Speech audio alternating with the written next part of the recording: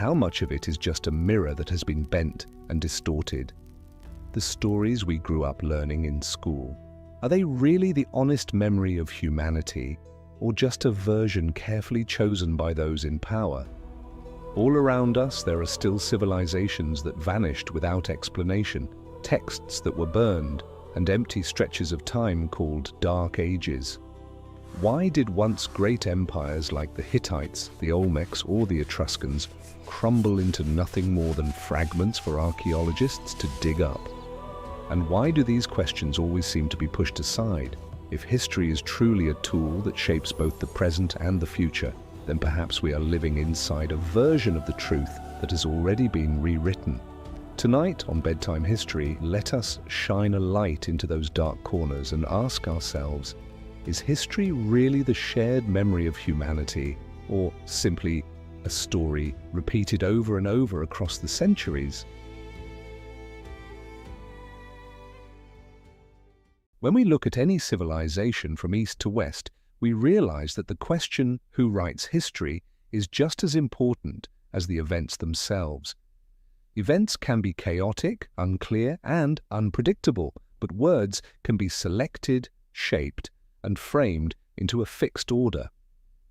And once those words are recorded, carved on stone tablets, written in chronicles, or bound into massive histories, they almost automatically become the truth in our collective memory. Think about it. Every empire had its official record keepers, court historians, or chroniclers whose job was to tell the story of the dynasty. They did not simply record battles and rulers, they also crafted images, choosing which glories deserved to be celebrated and which defeats should be hidden away. In the Chinese imperial courts, historians stood in a precarious position. If they were too honest, they could face punishment. If they were too biased, future generations of historians could condemn them. In the West, Rome had the same tradition. The chronicles of the empire often turned bitter defeats into strategic withdrawals, while enemies were painted as barbaric and uncivilized, all to highlight the brilliance of Rome. This power was not only in the hands of emperors, but also in the hands of religion and intellectual institutions. When the Bible was compiled and revised over centuries, every word and every passage was chosen not only for spiritual devotion, but also to establish a spiritual and political order. Texts that did not fit were cast aside, burned, leaving future generations with a canon, a so-called official version that many forget was only one choice among countless possibilities. The same is true with the writings of ancient Egypt, Mesopotamia, or the texts of Hindu traditions. They all reveal the same truth. Collective memory is never neutral. It is always edited, always influenced by power. When one empire triumphed, history was written from the viewpoint of the victor. What did not fit was cast into shadow, dismissed as trivial or unreliable. We know Hannibal mostly through the pages of Rome, but we know almost nothing of him through the eyes of Carthage, because Carthaginian records barely survived. We hear of Alexander's conquests, but rarely of the chaos and suffering endured by the lands he invaded. Even archaeology, when it speaks through broken pottery and ruined walls, must rely on the interpretations of scholars, and those scholars are themselves shaped by the politics and culture of their own time. So we must ask a fundamental question: is humanity's memory truly objective, or is it the result of a chain of deeply subjective choices? When we read a history book, are we looking at the truth or at a carefully arranged mosaic? Every time we call an era a dark age, every time we label a people as barbarians, how much of that is fact and how much of it is simply an imposed perspective? The 20th century gave us many vivid examples of this rewriting of memory. Dictatorships used school textbooks as tools, turning history into propaganda to secure power. Wars were fought not only on the battlefield, but also in the pages of education, where the image of us was polished clean while the enemy was vilified. This shows us that the power to control history does not just decide how a nation understands its past, it also shapes its beliefs, its identity, and even the choices of its future. So then, can we really say that human memory is, in some sense, always a copy, a transcript edited over and over again? And if our memory has been controlled and molded, what should we believe in? Is history the truth, or is it only the shards of a broken mirror pieced together into a picture just clear enough for us to keep living with? To answer those questions, let us look into the shadows where once great civilizations suddenly disappeared, leaving behind only silence, as if they had been deliberately erased from our collective memory.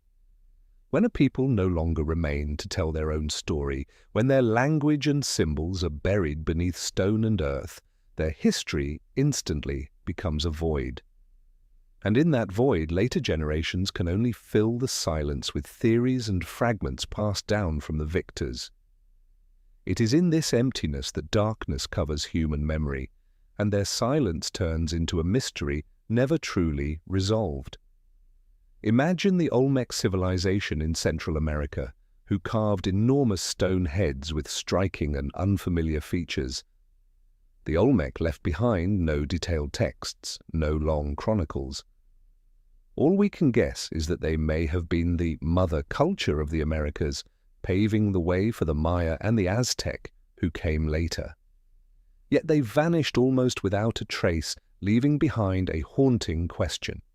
How could a society with organized cities, art, religion, and ceremonial systems collapse so abruptly? The stone heads that still lie deep in the jungles stand as silent witnesses, unable to tell us the real story of what happened.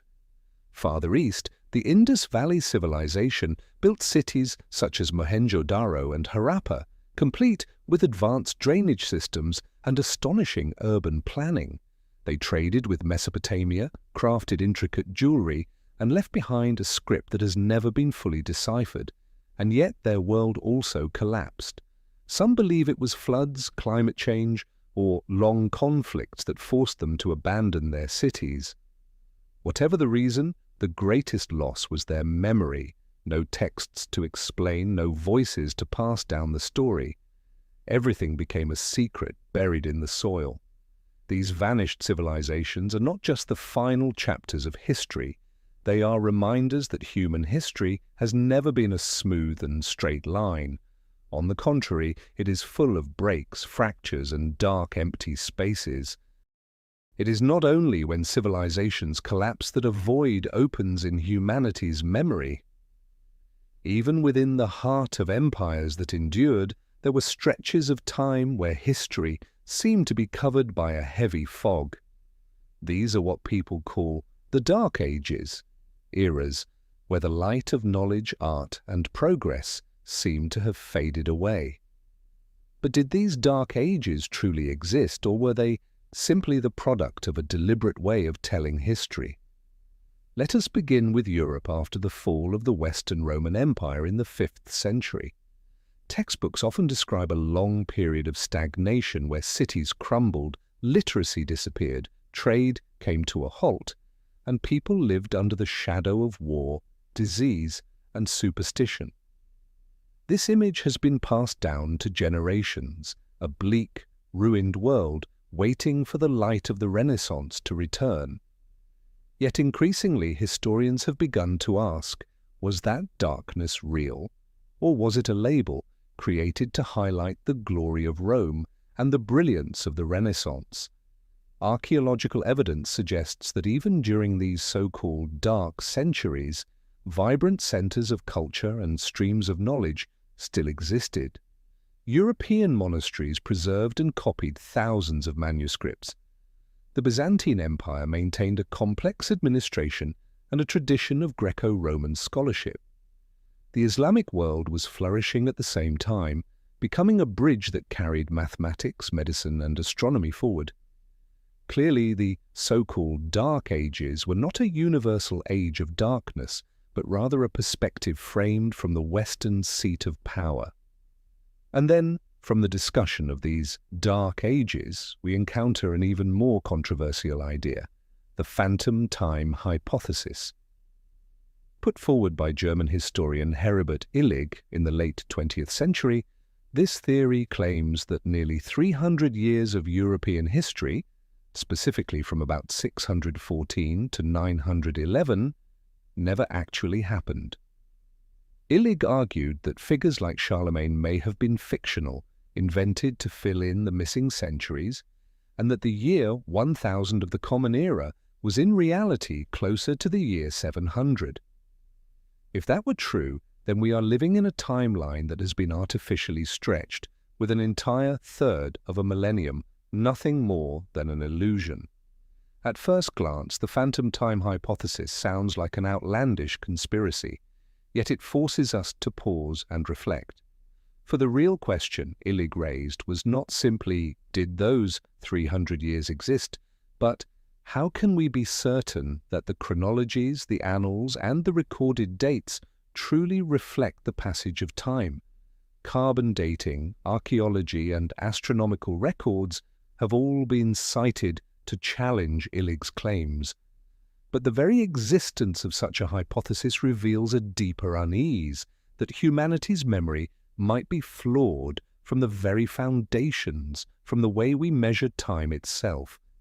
Imagine for a moment, if 300 years were indeed added in, that would mean entire chains of events, entire eras we are taught in school, could be pure invention. Even if the phantom time hypothesis is not accepted by most scholars, it still opens a door of thought.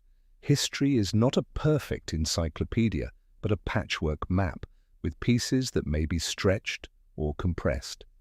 What is more unsettling is that time gaps are not unique to Europe. Many civilizations left behind their own blurred centuries. In China, the records of the Three Kingdoms contain disputed numbers and questionable accounts. Ancient Indian dynasties have centuries told, mostly through legend, difficult to verify through archaeology. Even in Mesoamerica, there are stretches of Maya history where inscriptions fall silent, leaving us only to speculate about what happened. Perhaps the most important question is not whether the phantom time hypothesis is right or wrong, but how cautious we must be when placing our trust in history's timeline. For just one small shift in chronology, one gap filled with imagination, could completely alter the way we understand the past, and with it, the present. Yet chronology is not the only fragile thing.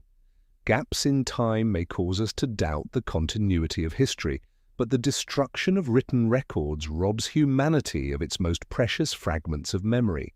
History is not only preserved in artifacts, but also in words, the place where voices, thoughts, and human memory are stored. And when those words are burned, when libraries collapse into flames, history loses not only its data, but also its very soul. We often hear of the Library of Alexandria as the great symbol of such loss, the image of a vast treasury of knowledge gathering texts from across the Mediterranean and beyond, going up in flames and turning into ash, has become an unhealed wound in the imagination of humankind. Scholars still debate the library's true scale and the different fires that may have destroyed it, but one fact is beyond dispute: thousands, perhaps tens of thousands, of papyrus scrolls were lost. And with them, countless insights into mathematics, astronomy, medicine, and ancient philosophy disappeared forever. We will never know if those scrolls contained theories that might have changed the way we understand the world. But Alexandria was not the only tragedy. In China, under the reign of Emperor Qin Shi Huang, a campaign of burning books and burying scholars was carried out, meant to erase writings that clashed with the new political order. Classic works, historical records, treatises on philosophy and medicine were turned into ash, leaving later generations only fragments from which to reconstruct a dim outline. In Central America, when the Spanish conquistadors arrived, they burned nearly all of the Maya books, codices made of bark that recorded history, astronomy, and religion. Out of thousands of volumes, only 4 survive today. That means the greater part of the knowledge, the memory, and the identity of an entire civilization was erased from humanity's record. Every time a library burns, every time a book is thrown into the fire, we lose more than words. We lose the questions our ancestors once asked, the alternative ways they viewed the world. We lose the ability to compare, to challenge, and sometimes to refute the official stories. For when only one version survives, the version approved by rulers, our collective memory is confined to a narrow frame, appearing complete yet hollow within. What makes this silence even more frightening is that it often leaves no trace at all. When a city falls, we can still uncover its walls, its pottery, its archaeological remains. But when a book turns to ash, it disappears completely. There is nothing left to unearth, nothing left to reconstruct. That silence is absolute, and a dimension of human memory is lost forever. And so we are left to wonder, if those texts had survived, would the history we learn today look entirely different? Could scientific theories, philosophical ideas, or records of forgotten civilizations have reshaped our understanding of humanity's origin and destiny? We will never know, and that is the tragedy of silence in the ashes. After the flames consumed libraries and turned manuscripts into ash, a question rises clearly before us. Who holds the power to decide what is remembered and what must be forgotten? For history, as we usually know it, has never been an objective mirror reflecting the whole past. It is an image filtered, edited, and shaped in the hands of those who hold political, religious, or scholarly authority.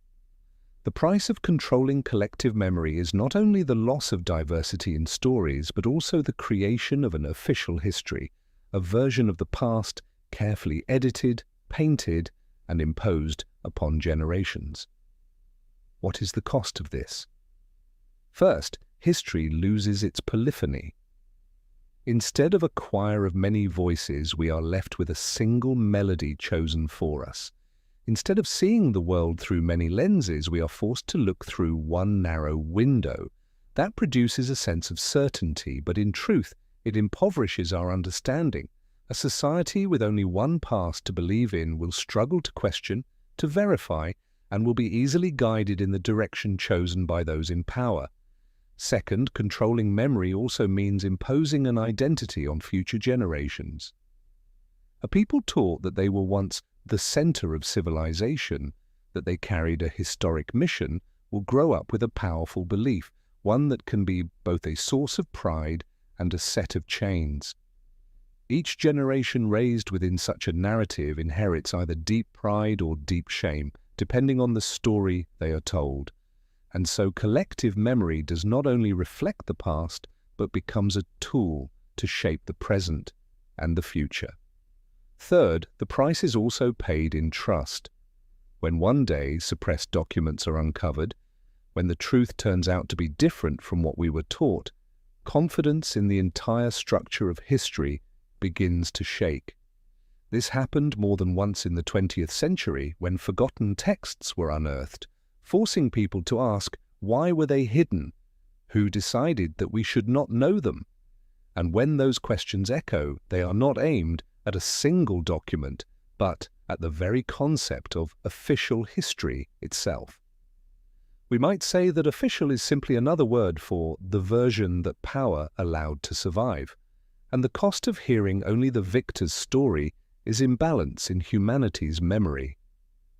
Forgotten civilizations, burned manuscripts, unexplained gaps in time, all merge into a shadowed zone where truth may once have existed, but can never be fully recovered. This leads us to an unsettling thought. Could the official history we learn, read, and trust be nothing more than a polished shell? A shell buffed to hide the cracks, the silenced voices, the echoes that were cut short. And if that is the case, can we ever truly believe in the objectivity of a line written in a history book? The question grows heavier when we look at once great civilizations whose past has been retold in ways convenient for those who followed. A prime example is Egypt, where pyramids, sphinxes, and hieroglyphs should tell the original story, but over time they have been turned into myths. From the time of Greece and Rome, Egypt was already being turned into myth. Greek philosophers saw it as the cradle of wisdom, the school of mankind. They traveled to Memphis, Thebes, and Alexandria to study mathematics, astronomy, and medicine. Yet while they honored Egypt as the source of knowledge, they also appropriated those achievements, weaving them into the heritage of Greece and Rome. And once the Greeks wrote about Egypt, it no longer appeared as an independent civilization, but as a supporting role in the Western story of enlightenment. Egyptian monuments, in this way, became props in a larger play, where Greece and Rome took center stage. With the spread of Christianity, Egypt was given yet another role. Temples and statues of ancient gods were seen as symbols of paganism that had to be erased. Christian monks destroyed many statues, converted temples into churches, and painted over ancient reliefs. Slowly, Egypt's memory was no longer that of a people who had built an empire lasting millennia. Instead, it became evidence of the vanity and downfall of polytheistic faith, highlighting the triumph of the new religion. Once again, monuments were used as tools, this time as instruments of theology. In the modern era, especially from the 18th and 19th centuries, Egypt was reborn in the Western imagination through the wave of Egyptology. But Egyptology was never only about science, it was deeply entangled with colonialism. When Napoleon invaded Egypt in 1798, he brought not only soldiers but also hundreds of scholars. They surveyed, measured, drew, and published the monumental Description de l'Égypte. Yet the outcome was not simply knowledge. It turned Egypt into intellectual property of the West, as if the pyramids and temples had merely been waiting for Europeans to discover, decode, and claim them. Here we see clearly the price of memory under control. Modern Egyptians were often pushed aside in the telling of their own ancestors' story. Museums in Paris, London, and Berlin overflow with mummies, statues, and inscriptions as though the memory of Egypt no longer belonged to its own land, but to a global heritage owned by the West. And when the public encounters Egypt through exhibitions, films, or tourism, they rarely see a living people. Instead, they see a mystical land, a stage for Western romantic or commercial imagination. Throughout this process, Egypt's grand monuments, originally built to embody power, faith, and wisdom, were stripped of their original meaning. New interpretations were laid upon them, serving foreign narratives. They became proof of Greek Enlightenment, symbols of defeated paganism, and later, backdrops for Hollywood movies and luxury tourist brochures. Yet behind all this, what is most haunting is the silence of local voices. The farmer living in the shadow of the pyramid is never asked what his ancestors believed when they built it. Ordinary Egyptians rarely had the chance to rewrite their own story, hidden under layers of outside myths and interpretations. And this raises a larger question. If Egypt, a mighty civilization whose monuments still stand after 4,000 or 5,000 years, could be turned into a tool, then how much truth remains for smaller civilizations, with fewer ruins and weaker voices? That question leads us to another striking example, the Hittites, a Bronze Age superpower once equal to Egypt, Babylon, and Assyria, who then disappeared almost entirely from humanity's memory for thousands of years. In the grand picture of the Bronze Age, we often hear of Egypt with its pyramids, Babylon with its hanging gardens, or Mycenae with the legends of the Iliad. Yet few know that there was another empire that once stood shoulder to shoulder with these names, the Hittite Empire. They were one of the 4 great superpowers of the ancient world, holding unmatched strength in the realms of military, diplomacy, and culture. And yet, paradoxically, for centuries, the name of the Hittites vanished from human memory. only rediscovered by chance through archaeological discoveries in the late 19th century.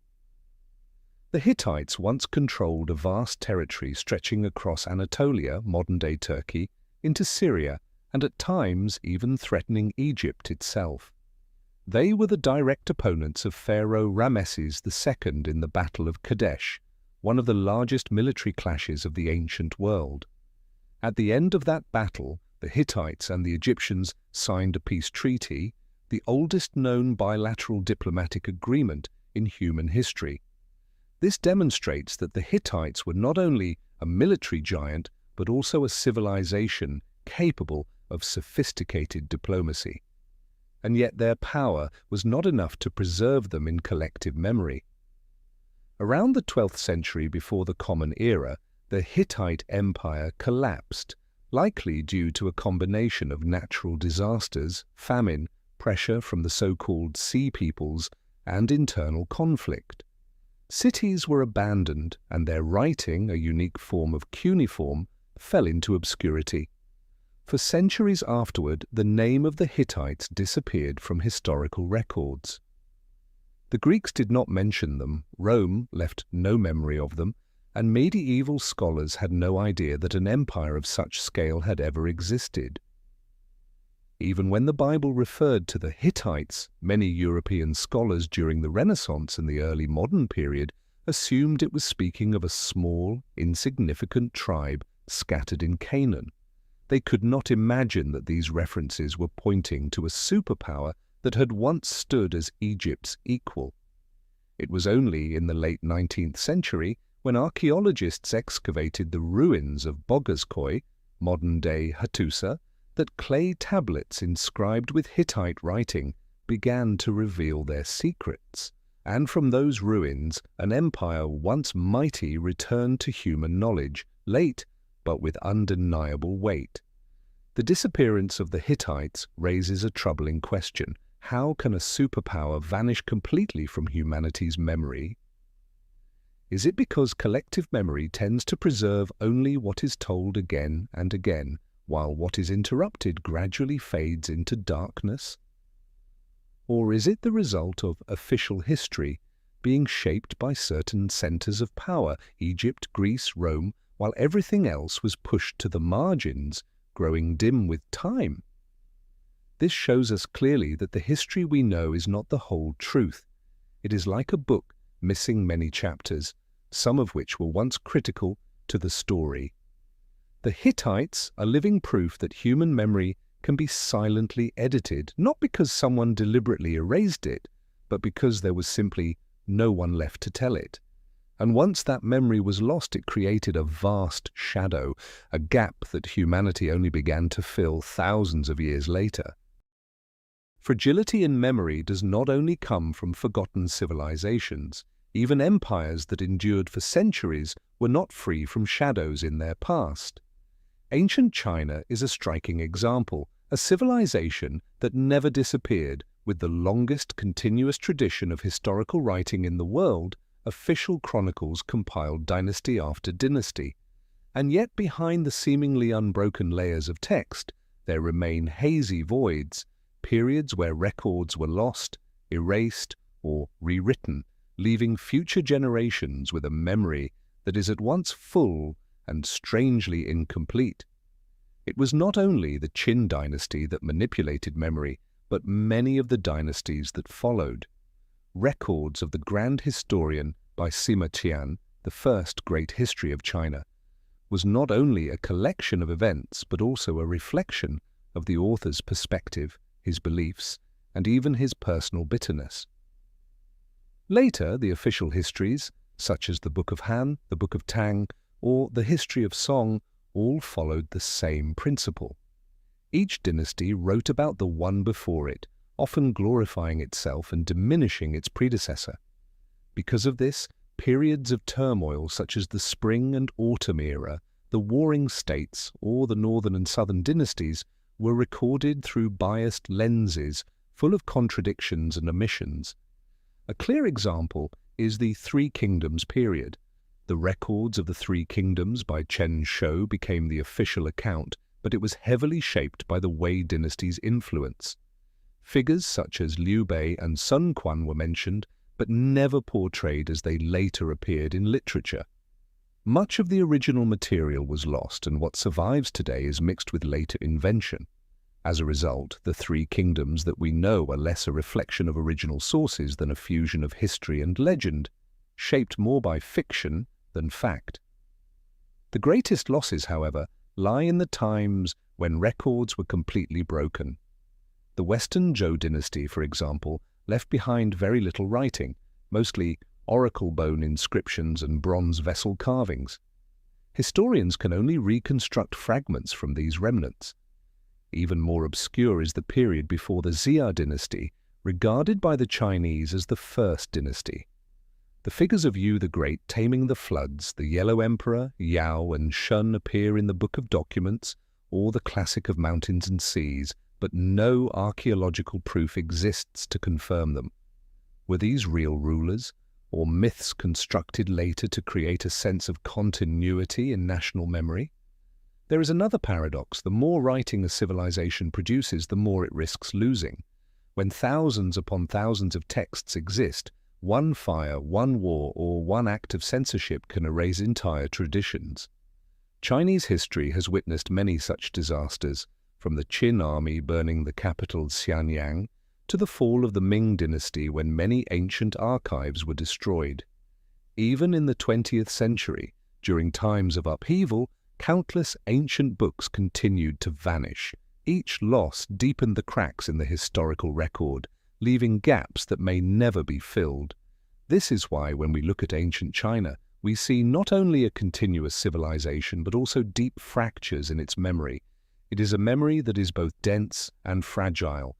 Dense because of the sheer volume of written history, yet fragile because each dynasty had the power to select, rewrite, and erase. And from that fragility we recognize a familiar truth, whether it is China, Egypt, or the Hittites. All civilizations have shared the same fate. Human memory is not always blurred by time alone. More often, it is reshaped by people themselves, through power, through politics, and through interests. This leads us to another question. Beyond official texts and chronicles, where else can we find witnesses of the past? The answer lies in the ghost cities, places that once flourished and then fell into silence, leaving only ruins for later generations to uncover. One of these was Ugarit, a thriving port city on the coast of Syria at the end of the Bronze Age. From here, goods, languages, and cultures flowed between Egypt, Anatolia, Mesopotamia, and the wider Mediterranean world. Ugarit is especially remarkable for developing an early form of alphabetic writing, a turning point in the history of human language. Yet around 1200 before the Common Era, the city suddenly collapsed. Clay tablets record desperate pleas for help sent to the Hittite king, but no reply ever came. Ugarit was burned to the ground and fell silent. Who destroyed it? Many theories point to the mysterious Sea Peoples, but to this day their true identity remains unknown. Ugarit, once a beacon of trade and knowledge, became a ghost city where silence speaks louder than words. Farther south in Asia, Mohenjo-Daro, the jewel of the Indus Valley civilization, was another ghost city of staggering scale. Built with sophisticated urban planning, it had grid-like streets, advanced drainage systems, public wells, and even a great bath for communal life. But around 1900, before the Common Era, the Indus civilization declined, and Mohenjo-Daro was abandoned. There is no evidence of a great war, no signs of a single catastrophic disaster. Theories range from climate change, shifting rivers, to economic decline. But the truth remains hidden. What we do know is that a city of tens of thousands of people vanished, leaving behind empty houses and silent streets, as if its people walked away quietly, never to return. Across the ocean in North America, Cahokia rose as the largest urban center north of Mexico between 1050 and 1,350 of the Common Era. With a population estimated in the tens of thousands, Cahokia was home to massive earthen mounds, still standing today, that supported temples, elite residences, and ceremonial centers. It was a hub of trade, connecting vast regions of the continent. And yet, Cahokia, too, disappeared. Its people abandoned the city, leaving only the silent mounds behind. The causes are debated: resource depletion, internal conflict, climate change, or disease. But no one knows for certain. Like Ugarit and Mohenjo-Daro, Cahokia became a ghost city, where the structures remain but the people are gone. What is strange is that although these three cities stood on three different continents, they share certain patterns. First, their disappearances were never fully recorded in writing, leaving later generations only fragments and guesses. Second, they were once vibrant centers, not minor villages, which means their collapse left vast holes in humanity's memory.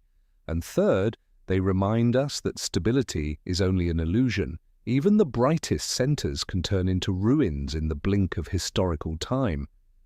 These ghost cities remind us that memory is not only erased by human hands, through book burning, censorship, or rewriting, but also by forces of nature and upheavals beyond human control.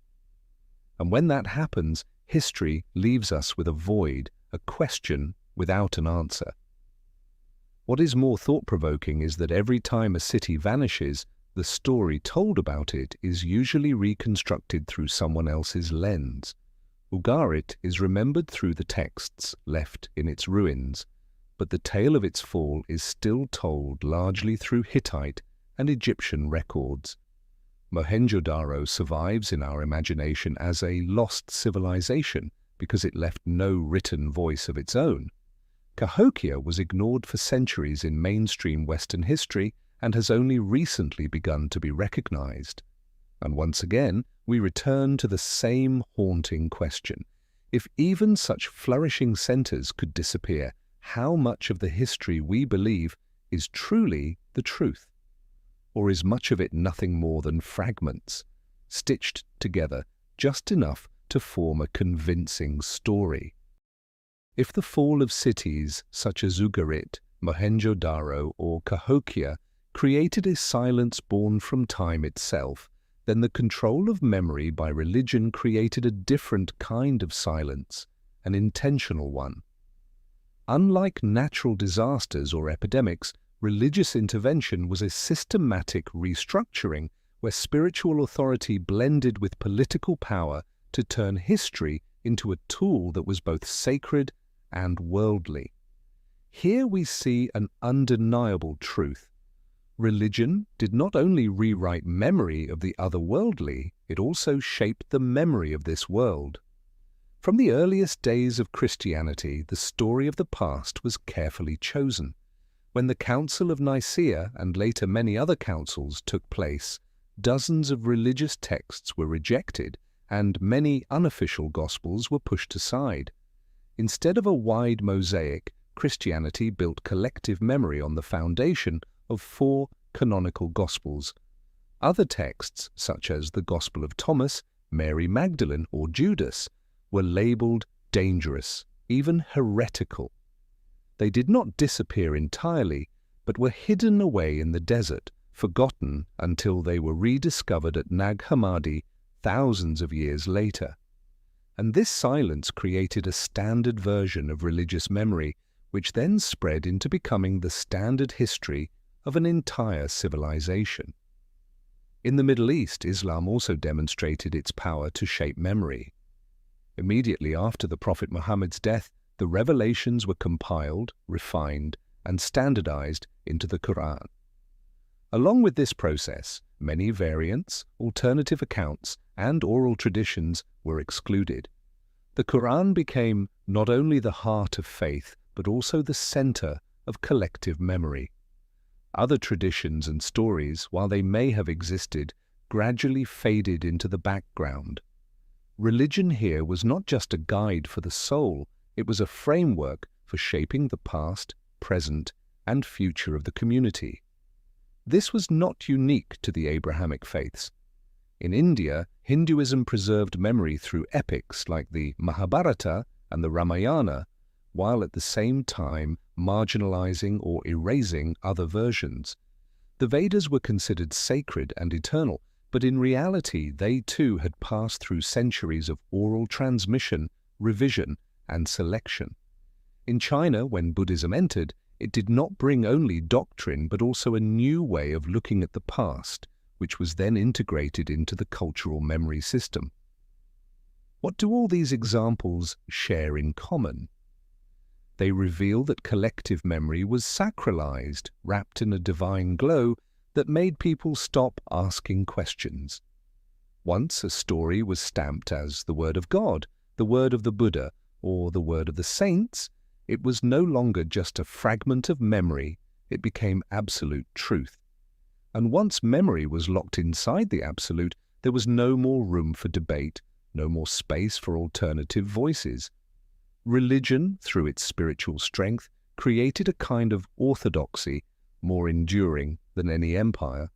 For if an empire fell, its walls might crumble, but religious faith lived on inside people's hearts, continuing to tell the story in a single version. This is why memory, shaped by religion, has such enduring power, surviving across borders and through centuries. But the cost of this endurance was the loss of diversity. When only one version remained, other versions, potentially containing different truths, were lost forever. The discovery of the Nag Hammadi Library or the Dead Sea Scrolls was not only an archaeological event, but also a reminder that collective memory was once far more diverse. That diversity was suppressed to create a unity that served both religious and political authority. The question that remains is this: if memory could be rewritten by religion, then in the other centers of power during the Middle Ages, where empires and religions intertwined, how was memory shaped there? To answer this, we must turn to Byzantium and the early Islamic world, where the preservation and restructuring of memory became the foundation for an entire era. Byzantium, with its capital at Constantinople, was one of the great fortresses of Greco-Roman memory. While Western Europe fractured into small kingdoms, Byzantium maintained a centralized administration, a strong military, and most importantly, a tradition of scholarship that endured. Greek and Roman manuscripts were copied and preserved in libraries and monasteries. Byzantine scholars continued to teach philosophy, mathematics, and astronomy. For more than 1,000 years after the fall of the Western Roman Empire, Byzantium stood as a bridge carrying classical knowledge forward into Renaissance Europe. In other words, without Byzantium, many fragments of Greco-Roman memory might have been lost forever. Parallel to Byzantium, another powerful center of memory and learning rose, the Islamic world. After the 7th century, within just a few decades, Islam expanded from the Arabian Peninsula across North Africa, West Asia, and even into Spain. On this foundation, a new age of knowledge began, what we now call the Islamic Golden Age. In Baghdad, the House of Wisdom, Bait al-Hikmah, was established, where scholars translated thousands of works from Greek, Persian, and Indian traditions into Arabic. Through this effort, texts that Western Europe had forgotten were preserved and expanded upon in the Islamic world. Names such as al-Khwarizmi, Avicenna, Averroes, and Alhazen did more than safeguard classical knowledge, they expanded it. Mathematics advanced with algebra and trigonometry. Medicine was organized into encyclopedias that guided healing for centuries. Astronomy laid the groundwork for later observations by Copernicus. The Islamic world became the epicenter of global knowledge, and Greco-Roman memory survived within humanity largely because of these translations and commentaries. Even during the European Middle Ages, when the West seemed locked inside feudal castles, beams of knowledge slipped through the cracks from the East. The earliest European universities, such as Bologna and Paris, absorbed knowledge through Latin translations of Arabic texts. Many European thinkers, including Thomas Aquinas, drew deeply from Avicenna and Averroes. This shows us that humanity's memory never truly disappears. It only changes its course, flowing through channels that often lie outside the vision of those in power. And yet here we must face another truth. Even in the act of preservation and transmission, memory is reshaped. A text translated from Greek to Arabic, then from Arabic to Latin, was never entirely faithful to the original. Each stage carried the interpretation of its time, its scholar, and its cultural context. A line of philosophy could shift in tone, a mathematical formula could be expressed differently, and an idea about the cosmos could be reframed. Memory was preserved, but never intact. It became like a painting copied again and again. The form remained, but the colors and details changed. And in this shifting of currents, a deeper question emerges. If classical knowledge, often celebrated as the foundation of Western civilization, only survived because it was preserved in Byzantium and the Islamic world, then who truly owns humanity's memory? Could it be that the very concept of Western heritage is itself just one version of history, one that overlooks the immense role of other centers? This leads us to another dimension, where the control of memory was no longer confined to libraries, dynasties, or religions, but extended to the entire map of the world. Exploration, cartography, and the stories built upon them reshaped how humanity understood the earth itself. And among these stories, few are as controversial or haunting as the voyages of Columbus and the forbidden maps said to guide him. In our collective memory, Columbus often appears as the pioneer, the discoverer of the New World, in 1492. The official story comes with a familiar image. Before Columbus, Europe supposedly believed the Earth was flat, and only when he set sail was the truth of a spherical planet proven. Yet this is one of the clearest examples of how history was arranged, where fragments of memory were simplified, distorted, or pushed into darkness. First, the idea that medieval people thought the Earth was flat is actually a myth created much later. Since ancient Greece, scholars such as Pythagoras and Aristotle had already affirmed that the Earth was round, and astronomers in the Roman, Islamic, and Byzantine worlds carried this knowledge forward. Columbus was not proving the Earth was round, he was gambling that he could cross the Atlantic and reach Asia faster than the route through the Indian Ocean. In truth, he miscalculated. He had no idea that the Americas stood in the way. Yet official history turned this mistake into a heroic myth, painting him as the man who opened the age of global exploration. The second, less mentioned question is, what gave Columbus the confidence to believe he would find land after sailing west across the Atlantic? Some scholars have suggested that he may have known of unusual maps, what we now often call forbidden maps. Among the most famous is the Piri-Reis map of 1513, created by an Ottoman admiral. What sparked controversy was not only its sketch of the South American coastline, but also its depiction of a southern landmass resembling Antarctica, though Antarctica was supposedly unknown until the 19th century. If Piri-Reis were the only example, it could be dismissed as coincidence or imagination.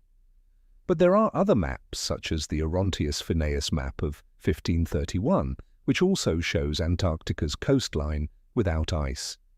These details have led many to ask, could there have been ancient sources of global knowledge, long lost or deliberately hidden, that Renaissance navigators only stumbled upon?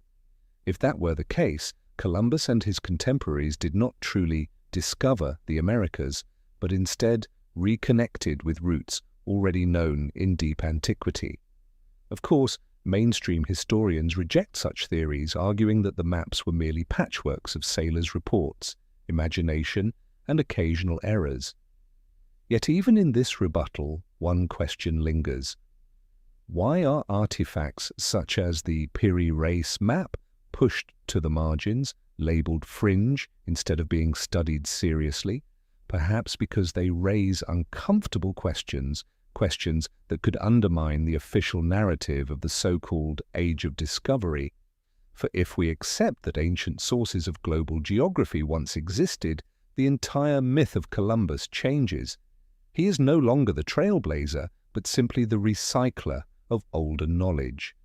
And with that, the Western historical arc, from the Age of Discovery to the Age of Enlightenment, loses some of its shine.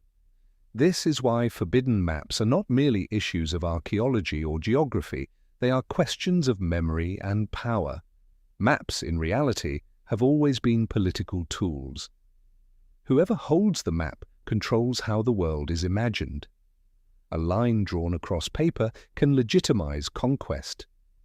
A blank continent can justify claims of empty land. And when maps become myth, they do not only redraw geography, they redraw the memory of humanity. This reveals that even in the so-called Age of Enlightenment, history was carefully arranged.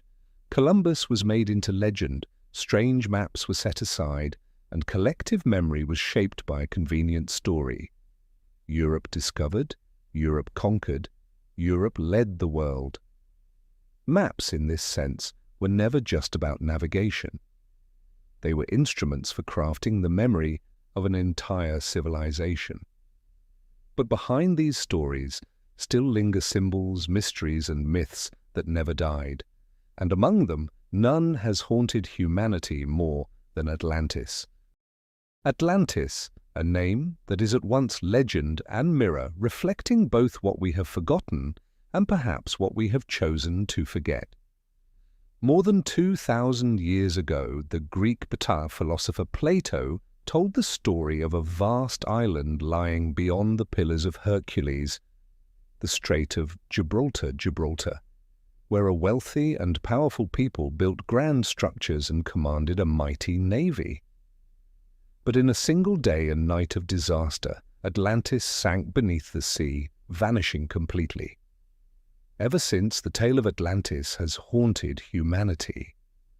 Was it myth, or was it a memory buried deep in the sediments of time? The first thing to remember is that the only original source of Atlantis lies in two works by Plato, Timaeus and Critias. In them, he used the story of Atlantis to illustrate a philosophical argument, the contrast between an ideal society and a corrupt one. For this reason, many scholars believe Atlantis was merely a metaphor, a teaching device rather than a historical account. But what makes Atlantis unusual is that unlike purely mythical tales, Plato described it with striking detail, from circular city layouts and canal systems to its supposed geographical location. Such precision planted a seed of doubt. Perhaps Plato was not purely inventing, but drawing on some fragment of memory handed down from the distant past. Over the centuries, countless theories have been proposed about Atlantis's location. Some point to Crete, home of the Minoan civilization, which collapsed after the eruption of Thera around 1600 before the Common Era. Others have searched in Spain, North Africa, or even the middle of the Atlantic. Some have gone further still, suggesting Atlantis was a fading memory of a prehistoric global civilization that existed before the last ice age, only to be destroyed when rising seas swallowed its lands. None of these theories have been proven, yet they persist for one simple reason. No one can prove with certainty that Atlantis never existed. And even if Atlantis is nothing more than a symbol, it carries profound meaning. It reflects humanity's timeless fear that prosperity, power, and civilization can vanish in an instant. It also echoes the memory of real civilizations that once thrived but then disappeared from history, like the Hittites, Mohenjo-daro, or Ugarit we have already spoken of. Perhaps Atlantis was never a single place but a composite memory of many fallen civilizations, wrapped into one name and passed down as a warning across time. What is even more striking is how the Atlantis story has been reshaped in every era. During the Renaissance, it inspired explorers. In the modern era, it was tied to mystical movements and even racial theories. Today, it thrives in popular culture, in novels, films, and speculative theories on the fringes of science. Through all of this, Atlantis has never been just a tale about the past. It has been a mirror of the present, with each age rewriting it to suit its own needs and desires. So what ultimately is Atlantis? A philosophical symbol, a mythical memory, or a buried truth? Perhaps it is all of these things and not entirely any one of them. It exists like a void in humanity's memory, where fact and legend are woven so tightly together they cannot be separated. And it is precisely this ambiguity that makes Atlantis immortal, for human beings are always haunted by what cannot be fully known. Unlike Atlantis, which survives only in Plato's words, the Maya left us vast material evidence, towering pyramids hidden in the jungle, stone plazas, intricate carvings, and complex hieroglyphic inscriptions. And yet, paradoxically, even with all these remains, the Maya civilization still leaves behind a strange silence. In the 9th century, their great urban centers suddenly declined, and the memory of a brilliant culture was swallowed by the thick green forests, leaving behind quiet ruins that speak in stone instead of words. The Maya reached astonishing heights. They built cities like Tikal, Palenque, and Copan, with towering architecture rising above the jungle canopy, ceremonial plazas where thousands once gathered. They had a sophisticated system of hieroglyphic writing, astronomical knowledge so precise they could predict eclipses, and a calendar more advanced than that of many of their contemporaries. They developed art, sculpture, and a rich mythological world. And yet within a few generations many of their great cities were abandoned. Populations declined, buildings ceased, and Maya memory fell into a long silence lasting centuries. Why did such a dazzling civilization collapse? Many theories have been offered: climate change leading to prolonged drought, farmland overexploited until it could no longer sustain crops, constant warfare among city-states that weakened the entire system, but no single theory explains it all. Perhaps the Maya collapse was the result of many forces converging, a perfect storm of society, nature, and politics. Whatever the cause, what lingers most is the silence that followed. For centuries, the jungle devoured the Maya memory. Pyramids became hidden beneath trees, plazas turned into grassy mounds. When the Spanish arrived in the 16th century, they encountered surviving Maya communities, but they did not see, or did not want to see, the grandeur of the civilization that had come before. Instead of preserving it, they destroyed it. They burned thousands of Maya codices, leaving only 4 that survive today. Once again, memory was reduced to ash, and the silence deepened. It was not until the 19th century, when European explorers and archaeologists cut their way into the jungles, that the Maya re-emerged in human memory. They were astonished at the sight of pyramids rising from the wilderness like artificial mountains. But here lay another paradox. The Maya were revived not through their own voices, but through the eyes of outsiders. And in that revival they were transformed once again, not into a living civilization, but into a mysterious people, a romantic image in Western imagination, rather than a society with its own vibrant stories. The silence of the Maya teaches us something important. Memory does not only vanish in flames, it can also be covered by nature and forgotten by time. The great works may still stand, but if no one tells the story, if no one understands the language, they remain silent blocks of stone, and collective memory once again is left incomplete. While the Maya was swallowed by the jungle, the kingdom of Aksum in Africa was buried under the sands of time. Few remember that for centuries Aksum was counted among the 4 great powers of the ancient world, standing shoulder to shoulder with Rome, Persia, and China. Situated in what is now Ethiopia and Eritrea, Aksum controlled the trade routes linking the Mediterranean to the Indian Ocean, holding gold, ivory, and other prized goods.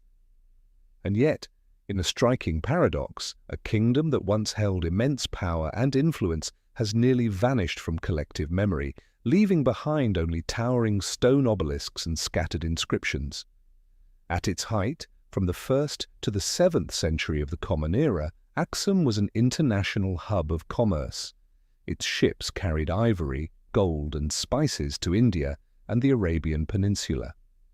Aksumite gold coins bearing the images of its kings circulated widely and testified to its economic strength. Beyond trade, Aksum became one of the very first nations in the world to adopt Christianity as a state religion, as early as the 4th century, long before many European kingdoms. The rock-hewn churches of Lalibela and the massive stelae, some rising dozens of meters into the sky, still stand as proof of the kingdom's creativity and spiritual authority. And yet, after the 7th century, Aksum declined. Trade routes shifted as the rise of Islam reshaped control over the Red Sea. Soil exhaustion caused by deforestation may have weakened agriculture. Pressures from neighboring kingdoms mounted. Gradually, the empire faded, its capital abandoned, and the name Aksum fell into silence.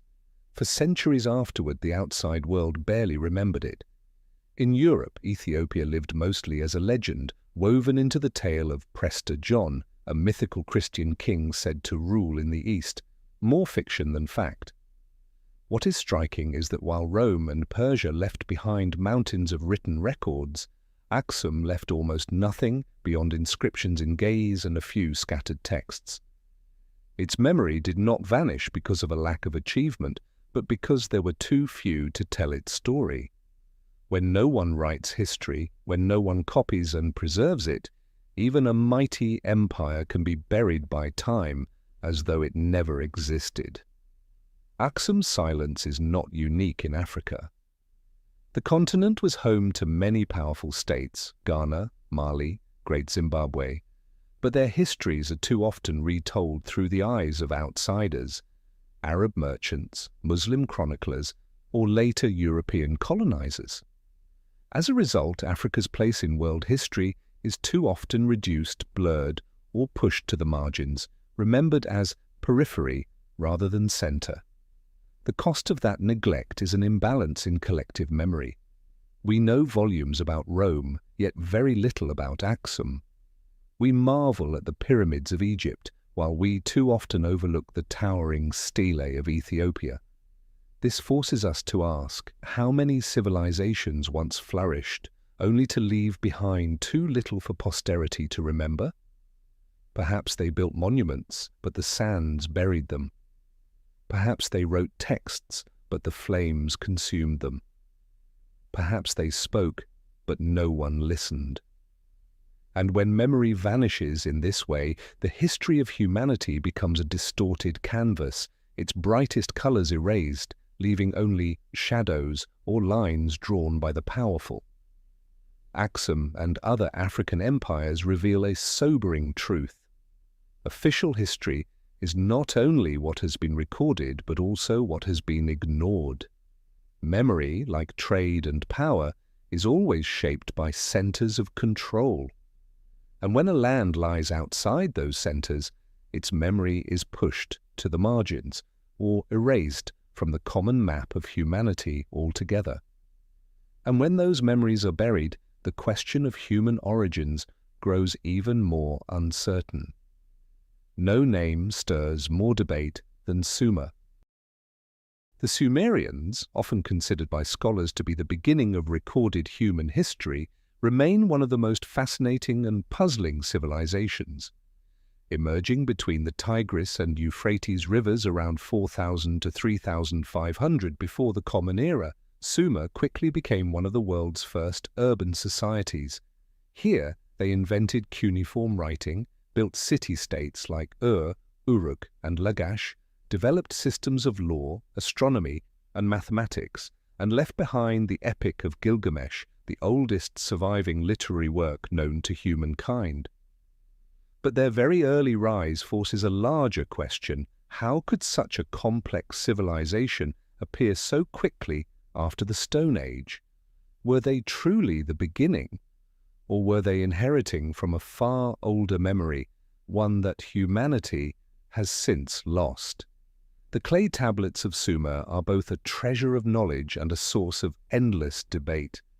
They record astronomical observations with remarkable accuracy, lunar cycles, planetary movements, and even astonishingly large numbers in the Sumerian king list. That list claims that before the Great Flood, kings ruled for tens of thousands of years. Was this purely mythological exaggeration, or could it be a faint echo of some forgotten prehistoric civilization?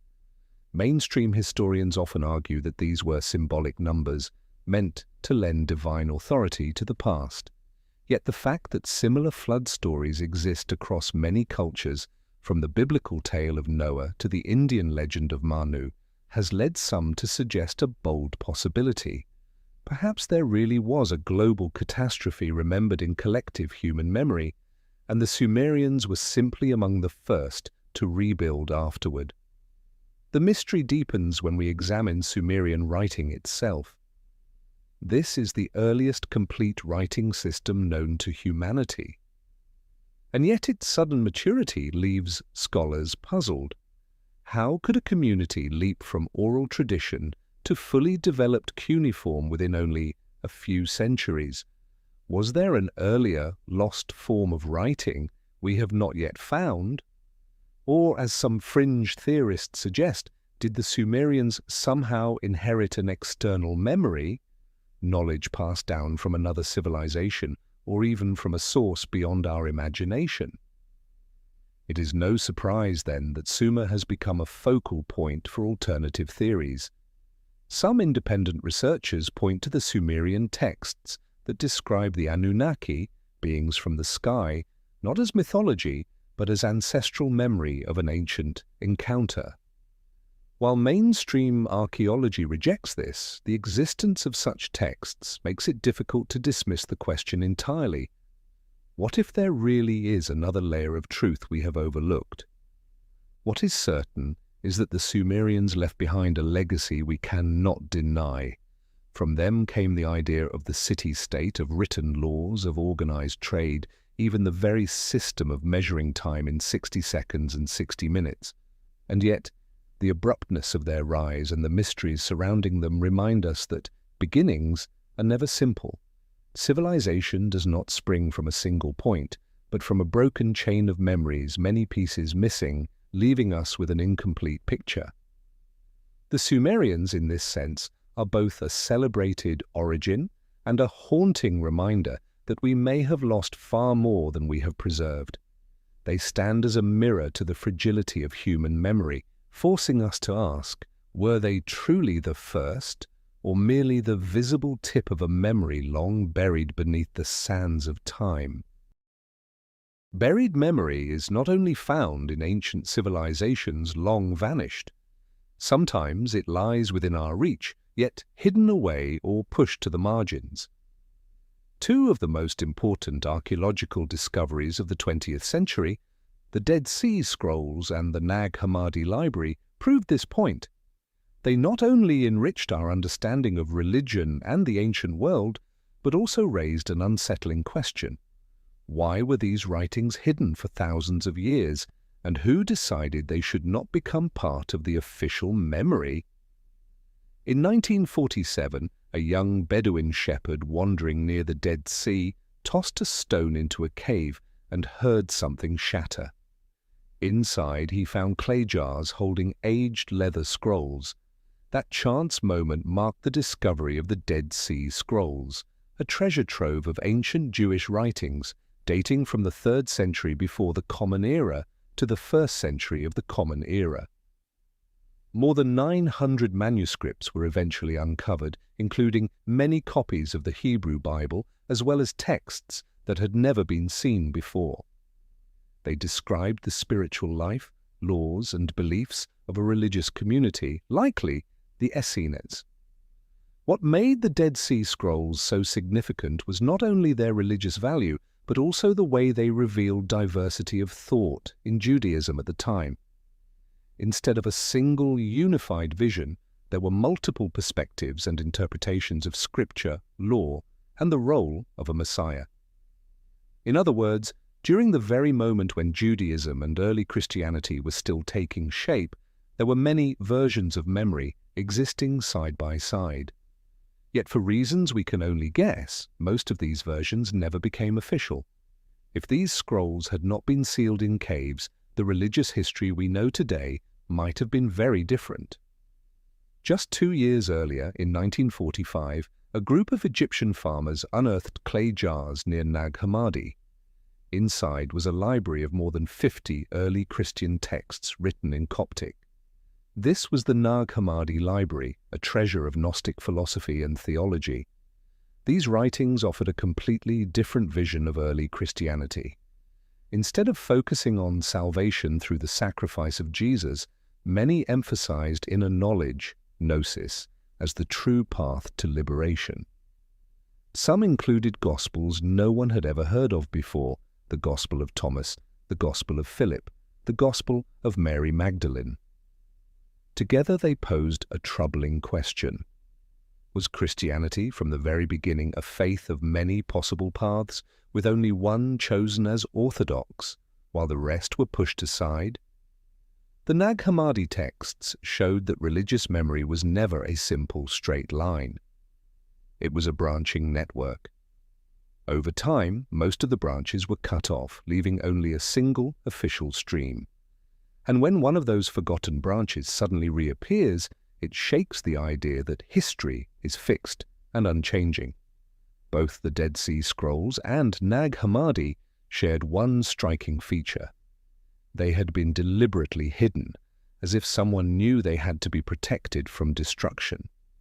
And they were uncovered in the very century when humanity began questioning official narratives more deeply than ever before. Perhaps they are like fragments of memory rising out of the collective subconscious, reminding us that history has never had just one version. Yet their very existence leaves us with an uncomfortable question. Why were they forgotten? Why did they have to wait 2,000 years before they could see the light again? Was there power at work that decided they did not fit the story humanity was meant to hear? And if other texts still lie buried beneath the sands or sealed in caves, how many more times will our memory of history change? Memory does not only vanish into stone or sand. Sometimes it can be erased in plain sight, overshadowed by the rise of a new civilization. Forgetting does not always come from time or from nature. Sometimes it comes from those who inherit the legacy, those who both take from the past and erase the name of those who came before. The Etruscans are a powerful example of this. Once the masters of the Italian peninsula, their memory has been almost completely consumed by Rome, a civilization that built its greatness on Etruscan foundations, while allowing the people themselves to fade into silence. The Etruscans emerged around the 9th century before the Common Era, flourishing in central Italy, in the regions we now call Tuscany, Lazio, and Umbria. They built cities, developed thriving trade networks, mastered advanced metallurgy, and created a complex religious culture. Before Rome rose to dominance, it was the Etruscans who held power. According to tradition, even the first kings of Rome were of Etruscan origin.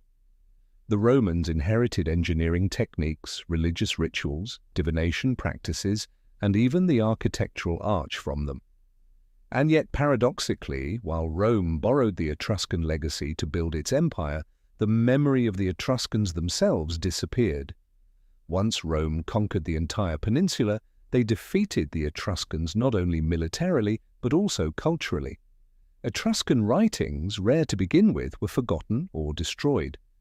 Their language, unique and unrelated to most other language families, gradually vanished, leaving behind only a few hundred short inscriptions, most of them funerary.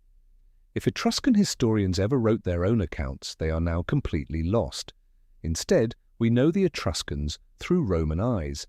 Writers like Livy, Dionysius of Halicarnassus, and Tacitus described them through the lens of the defeated, either as a decadent people or as a stepping stone for the rise of Rome.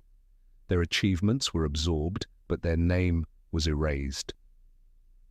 In the collective memory, the Etruscans are not remembered as a civilization in their own right, but as a mere prelude to Rome. This makes the question, what did Rome hide, deeply unsettling. Did the Etruscans once have their own body of knowledge that could have reshaped our understanding of Roman origins?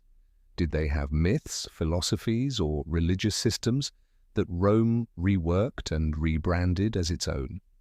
When we look at the frescoed tombs of Tarquinia or the engineering projects Rome adopted, we cannot help but see traces of a civilization that was deliberately overshadowed.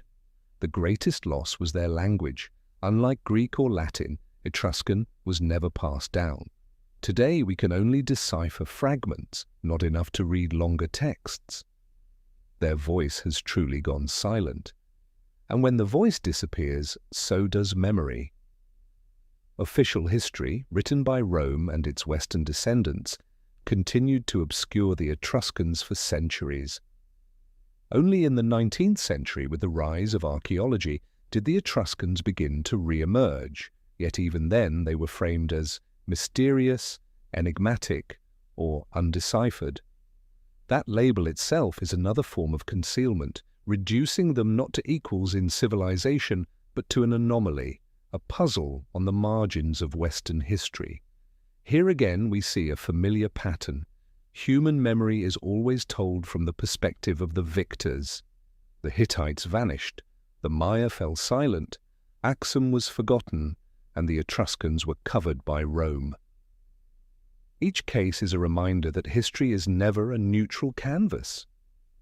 It is a product of selection, decisions about who will be remembered and who will be forgotten. And this raises a larger question: how many other Etruscans lie buried, unnamed beneath layers of earth, never spoken of? If even a people who shaped the very foundations of Rome could be erased from collective memory, then how many truths of history must still be missing in silence? Among the forgotten chapters of history, the Merovingian dynasty stands out. Unlike the Etruscans, who were overshadowed by Rome, the Merovingians were pushed out of medieval memory by feudal powers and the Western Church. They ruled the lands of the Franks, the foundation of modern France, from the 5th to the 8th century. And yet, when Europe's story is told, we hear only of Charlemagne, the Carolingians, or the later Capetian kings. The Merovingians slipped quietly into the shadows, leaving behind only legends of gold, bloodlines, and mysteries that have never been resolved. Their story begins with Clovis I, the Frankish king who converted to Christianity at the end of the 5th century. With that strategic decision, he secured not only political authority, but also the backing of the Roman Church. Under the Merovingians, the Frankish kingdom stretched across vast territories and laid the foundation for France itself. They were not petty rulers. They built one of the strongest kingdoms in Western Europe after the fall of Rome. And yet history remembers them with an almost mocking label, les rois fainéants, the do-nothing kings. From the 7th century onward, real power shifted into the hands of palace officials, especially the mayor of the palace. It culminated in 751, when Pepin the Short, father of Charlemagne, deposed the last Merovingian king and established the Carolingian dynasty. From that point on, the Merovingians were erased from the official record. What remained was little more than a shadow, at times belittled, at other times transformed into legend. Within that shadow, 3 elements cling to the Merovingians: gold, bloodlines, and disappearance. First, the gold. Countless stories tell of the Merovingian treasure, coins, crowns, and regalia said to be hidden away, never fully discovered. Some suggest their wealth itself was their undoing, making them a target both for political rivals and for the church. Second, the bloodline. The Merovingians famously claimed they carried a sacred lineage.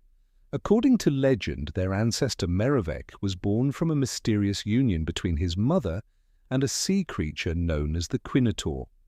From then on, the dynasty considered itself to possess a special blood distinct from other royal houses. This belief later fueled many theories, some linking the Merovingians to the myths of the Holy Grail, even to the controversial idea of a bloodline descending from Jesus and Mary Magdalene. While such claims lack hard evidence, the persistence of the legend reveals something deeper. In collective memory, the Merovingians still embody the idea of a hidden, forbidden bloodline. Finally, the disappearance. Unlike the Etruscans, who were buried beneath centuries of silence, the Merovingians faded away in an age when records were already being kept. And yet, they appear only faintly, as if deliberately dimmed in Europe's memory. Was this disappearance the result of a deliberate rewriting of history by the Carolingians and the Church, meant to legitimize their own power by erasing the dynasty that came before? What is fascinating is that the Merovingians never truly vanished. They re-emerged in legend, in esoteric writings, in works like Holy Blood, Holy Grail, and later in popular culture through novels like The Da Vinci Code. This half-light, part history, part myth, only made them more intriguing. The more they were hidden, the more they provoked curiosity. From tales of bloodlines and gold, the story unfolds into another name forever entwined with legend, the Knights Templar. If the Merovingians evoke the memory of a dynasty shrouded in darkness, the Templars stand as a symbol of that strange intersection where power, treasure, and myth blur into one another. Few organizations in history have combined such undeniable influence with so many layers of mystery until the line between fact and fiction becomes almost impossible to draw. The Order of the Temple was founded in 1119 in the aftermath of the First Crusade.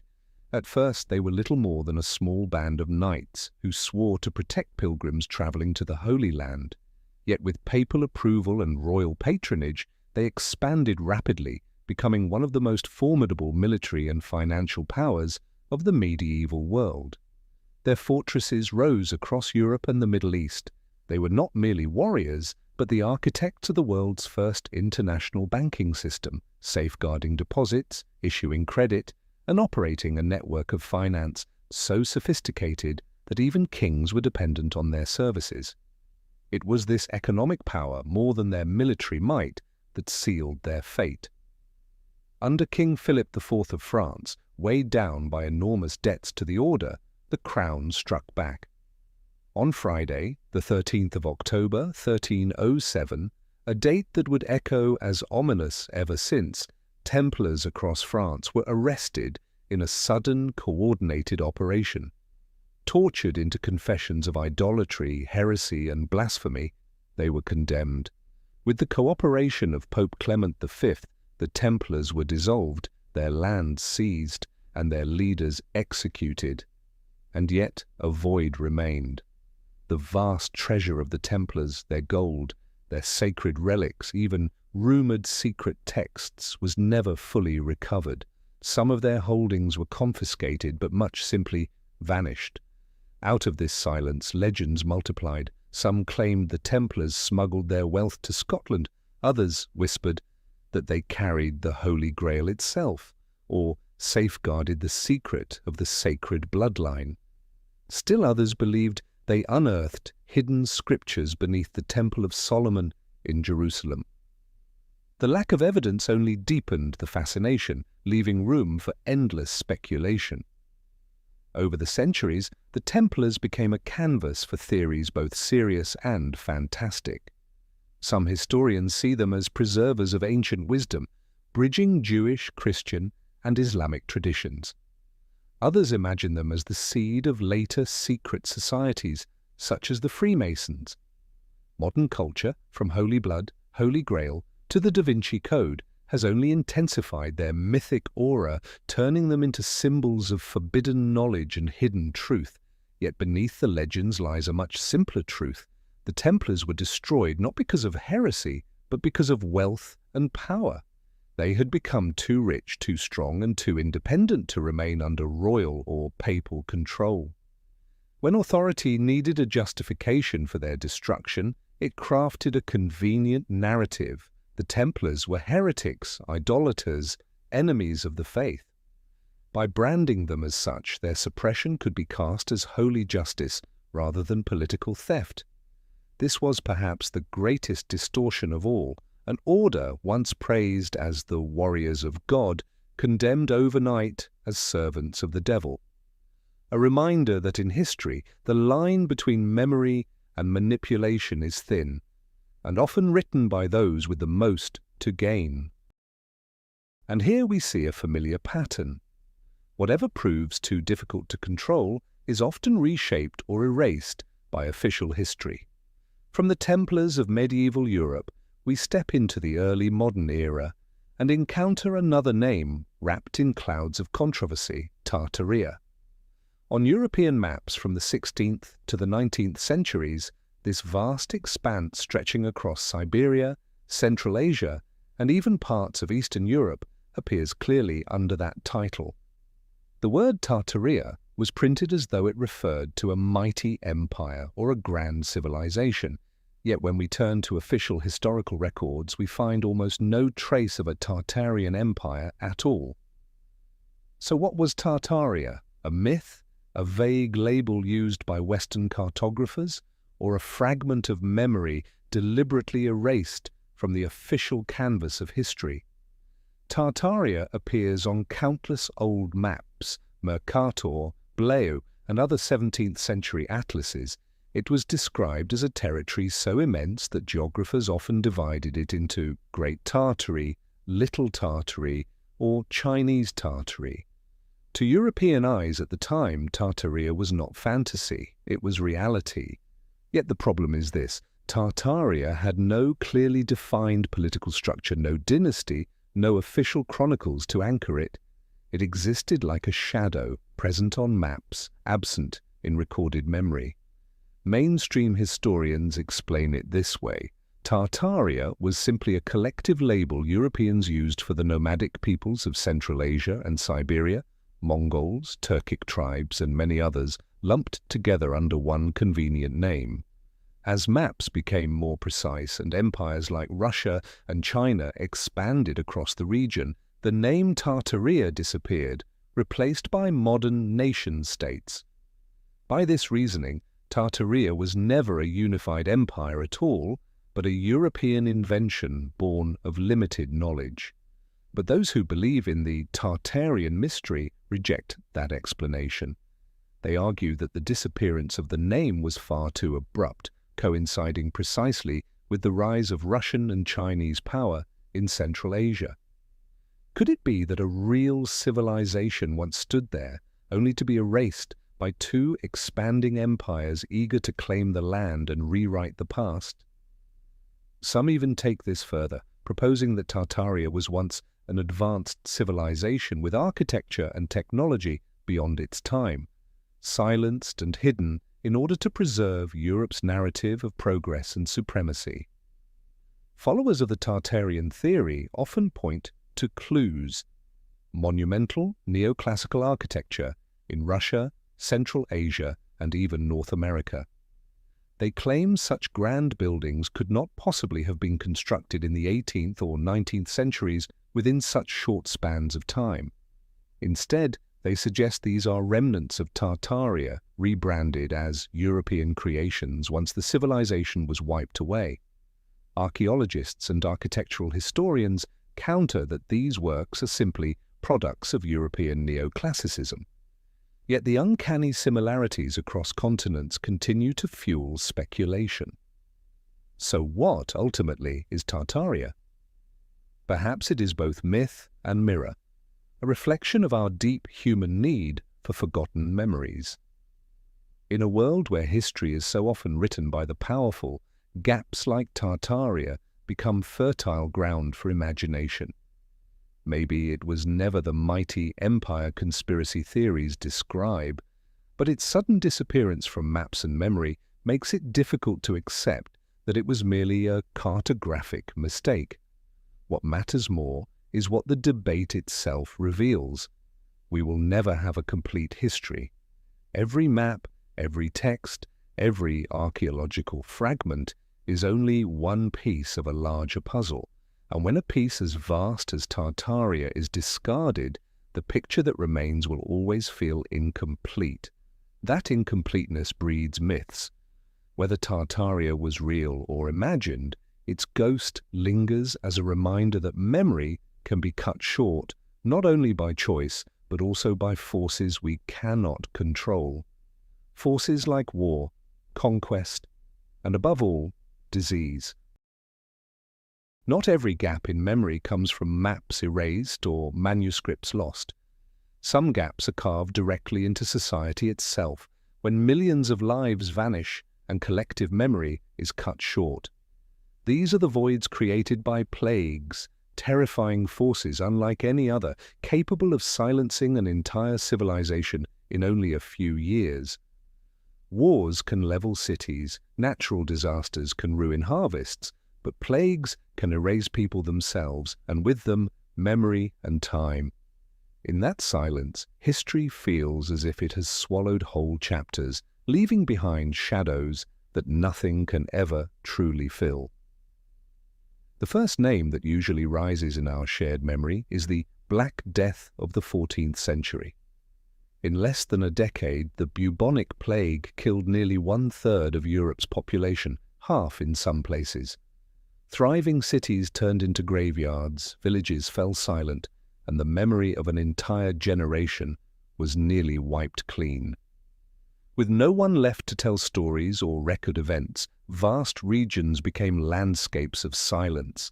The documents that remain speak of panic, despair, and the fear of divine punishment. But behind those fragile pages lies a deeper reality. Countless personal memories, family histories, and community traditions vanished forever, leaving an emptiness that can never be restored. Long before this, during the Roman Empire, the Antonine Plague in the 2nd century and the Plague of Cyprian in the 3rd century carved similar dark voids. These outbreaks did not only take lives, they shook the very structure of the empire.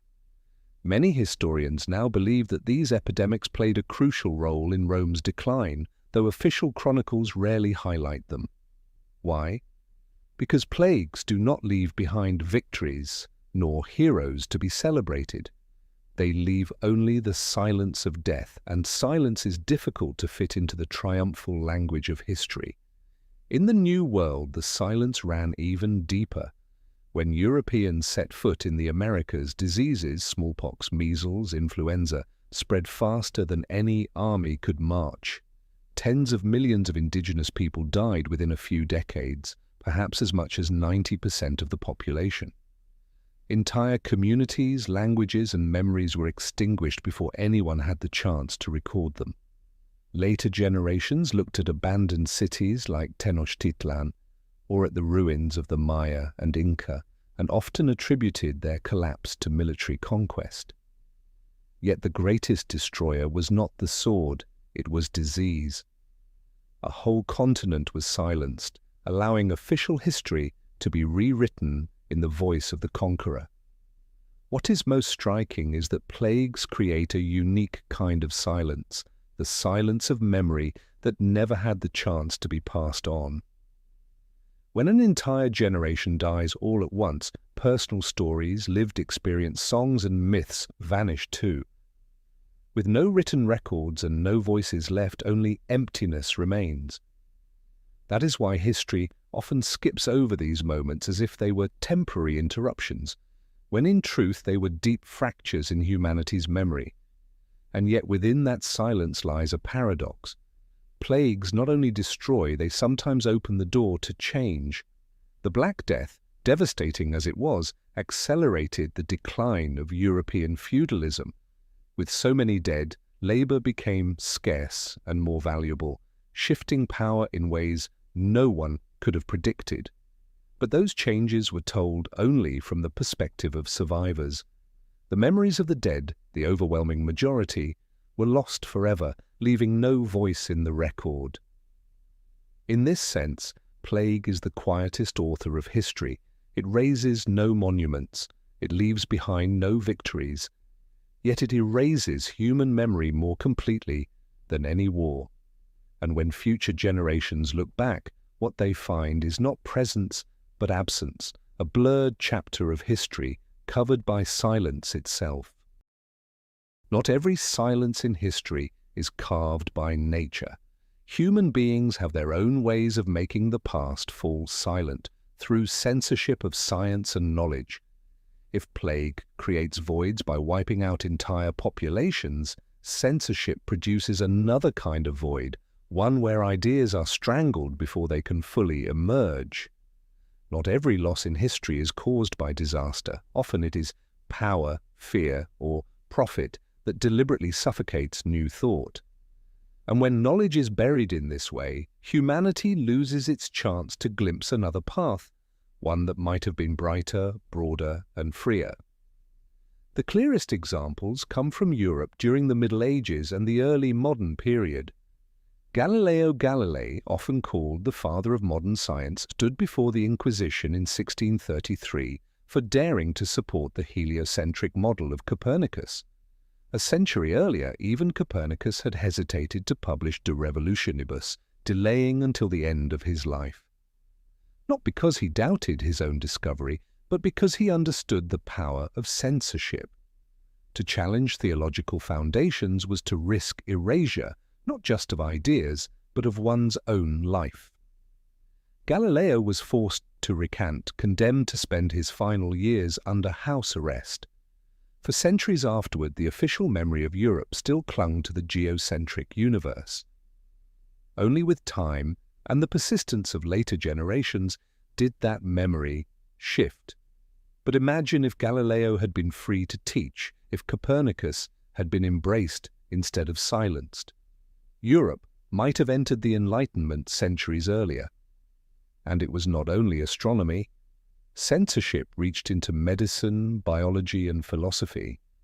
Paracelsus, who challenged scholastic medicine, was dismissed as a madman.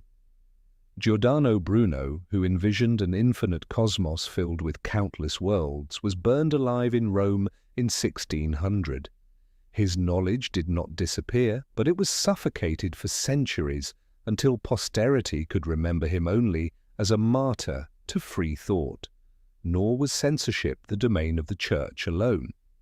In the modern era, political and economic systems have buried ideas just as effectively. Inventions in alternative energy have been shelved because they threatened the oil industry. Research on environmental destruction has been suppressed because it endangered powerful corporations. Philosophical and social theories have been excluded from education because they challenged ruling ideologies. Here, censorship does not burn scientists at the stake, but it burns away the influence of their work before it ever has a chance to change the world. The most dangerous part is this. When knowledge is censored, future generations often never even know it existed. A plague at least leaves empty villages and mass graves, traces that force us to ask questions. But censorship erases silently, leaving no ruins, no scars, no evidence that an idea ever lived. History then appears as a story of smooth progression, as if the accepted path was the only one. The truth, however, is that many paths once lay before us and were deliberately erased. Censorship is one of the quietest enemies of memory. It does not roar with violence, it whispers with silence. It shapes history into a one-way narrative where alternatives are forgotten. And when we look back, we imagine that the past had no other direction, when in reality it may have held many roads we will never see. Yet history has its way of restoring voices once silenced. Galileo's name was eventually cleared. Bruno became a symbol. The Gnostic Gospels hidden at Nag Hammadi resurfaced. Libraries once burned are now remembered as wounds in our collective memory. Though it comes late, memory has the ability to heal itself. And this offers a fragile hope that no truth disappears forever. It only waits, hidden, until humanity is ready to listen again. But if memory can resurface, it raises a deeper question. Who decides which memories are preserved and which are erased? In other words, who truly benefits from a rewritten history? The most obvious answer is the victors of war: Rome over Carthage, Spain over the Aztec and Inca, or the many European empires over their colonies. By rewriting history, the winners did more than erase the memory of the defeated. They cast themselves in a halo of righteousness. Their power was reinforced not only on the battlefield, but in the minds of future generations. Children grew up believing that the victors were always the more civilized, the more just, and from that belief, domination became natural. Religion also claimed its share of control. For centuries, the Christian Church in Europe oversaw the writing, copying, and preservation of knowledge. Texts that fit doctrine were copied and taught. Those that contradicted it were burned, buried, or branded heretical. The result was not a complete picture of knowledge, but a carefully filtered version. Who benefited? Those who claimed the right to define truth. By shaping the past, they also defined the spiritual future of entire communities. Dynasties and royal houses also reaped the rewards. In many nations, history was rewritten to legitimize the ruling bloodline. In China, each new dynasty wrote the history of the one before it, often casting its predecessors as corrupt or weak to emphasize its own mandate. In Europe, political marriages and myths of divine descent were crafted to strengthen thrones. Who gained? Those seated upon them. Ordinary rulers recast as the destiny of nations. Even in the modern age, rewritten history serves nations themselves. School textbooks are rarely neutral. They are carefully curated to instill pride, foster unity, and shape how citizens view their collective past. Who benefits? The state, which gains an invisible but powerful tool to preserve stability. Yet in this process, the complex layers of human memory are simplified, distorted, or erased altogether. Still, rewriting history does not always serve only the powerful. At times, marginalized communities reclaim their stories as a way to resist erasure. Indigenous movements in the Americas, Africa, and Asia are reviving traditions and narratives that official history once pushed aside. In this case, who benefits? Those who were once silenced, now reclaiming their voices. This reminds us that rewriting history is not only an instrument of control, it can also be a tool of survival, a way for forgotten voices to rise again from the margins of silence. And from here, a deeper question emerges. What if history had unfolded differently?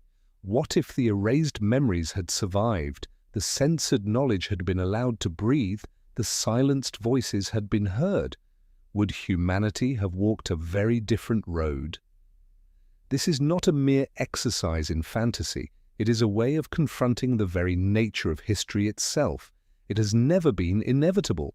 It is not a single straight path, but a series of crossroads. Choices taken, accidents endured, silences imposed. Imagine if the Library of Alexandria had not burned. Hundreds of thousands of scrolls on mathematics, astronomy, medicine from Egypt, Greece, India, and Babylon might have survived. Science could have leapt centuries ahead of its time with discoveries that today we cannot even imagine. Perhaps technology would have flourished far earlier, but so too might weapons of mass destruction. History might then have been marked by wars even more catastrophic than those we already know. Imagine if the Etruscans had not been buried beneath Rome's shadow. Europe might not have been bound so tightly to a Greco-Roman myth of origin. Instead, another civilization with its own language, philosophies, and worldview might have shaped the foundations of the West. In that version of history, Rome might not stand alone as the cornerstone of Europe's identity. Imagine if the Merovingians had not been erased. If their bloodline and legends had been acknowledged, France, and perhaps Western Christendom itself, could have developed along entirely different lines. A sacred lineage, if truly embraced, might have fractured the Church's monopoly on power, leading to political and spiritual diversity instead of uniformity. But history moved in the opposite direction. Centralization of authority, narrowing of memory, suppression of variety. Imagine if Tartaria had truly been a great empire, and if its memory had not been erased. The political map of Eurasia today would look entirely different. Russia and China might not dominate the region as they do now. The nomadic peoples once collapsed under the vague label of Tartars could have held a more prominent voice in global history. But with the erasure of that memory, they remain spectral, reduced to fragments of folklore. Even disease plays its part. What if plague had not cut down millions, severing lines of memory before they could be passed on? How many languages, songs, myths, and bodies of knowledge disappeared forever when entire communities were wiped out? Had those memories endured, humanity might have inherited richer cultural landscapes, more varied worldviews, not so wholly dominated by a few surviving centers of power. And here lies the paradox: the more branches of history that vanish, the more inevitable the surviving path appears. Because the alternatives have been silenced, the road that remains is mistaken for destiny. We grow accustomed to believing things had to be this way, but they did not. To imagine what if history had been different is not to deny the present, but to expand our vision. It humbles us, reminding us that the world we inhabit is only one version among many that could have been. It also offers hope. If memory can be darkened, it can also be illuminated again. Forgotten voices may still return. Lost truths may still reshape the way we see both past and future. Perhaps the real significance does not lie in picturing a completely different world, but in recognizing that the world could have been different. That simple truth is enough to remind us history is alive, never complete, never final. Memory may be buried, distorted, or silenced, but it always carries the possibility of return, a possibility strong enough to change how we see the present and how we imagine what is still to come. And so our journey approaches its end.